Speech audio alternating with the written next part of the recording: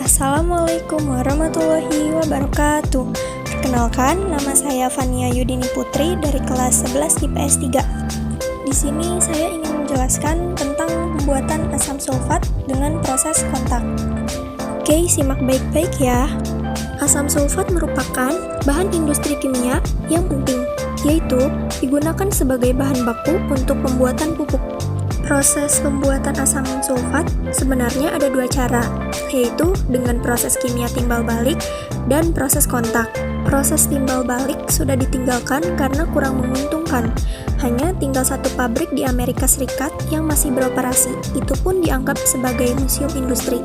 Pembuatan asam sulfat meliputi 3 tahap, yaitu yang pertama, pembakaran belerang menjadi belerang dioksida. Yang kedua, oksidasi menjadi SO3. Yang ketiga, mereaksikan SO3 dengan air. Pada tahap ini, SO3 tidak langsung direaksikan dengan air, tetapi dilarutkan dulu ke dalam larutan H2SO4. Belerang dioksida yang dihasilkan harus benar-benar murni, sebab jika mengandung pengotor akan mengganggu proses selanjutnya. Di petrokimia Gresik, gas SO2 diperoleh dari sisa pengolahan tembaga atas kerjasama dengan PT Freeport Indonesia di Papua. Tahapan paling menentukan pada proses pembuatan asam sulfat adalah tahap kedua, yaitu proses pengubahan SO2 menjadi SO3. Reaksi pada proses ini merupakan reaksi kesetimbangan. Maka untuk memperbanyak hasil, harus memperhatikan asas Le Chatelier. Asas Le Chatelier, reaksi tersebut menyangkut 3 partikel per reaksi, 2 partikel SO2 dan 1 partikel gas O2 untuk menghasilkan 2 partikel SO3.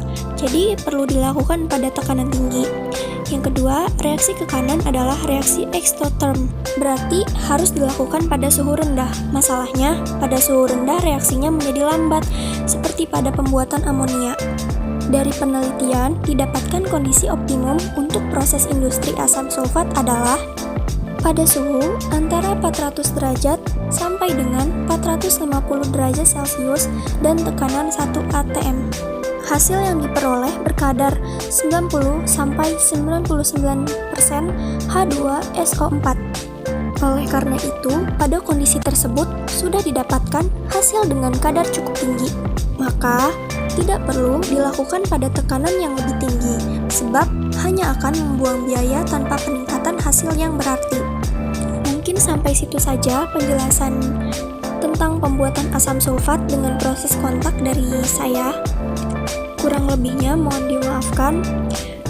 Wassalamualaikum warahmatullahi wabarakatuh.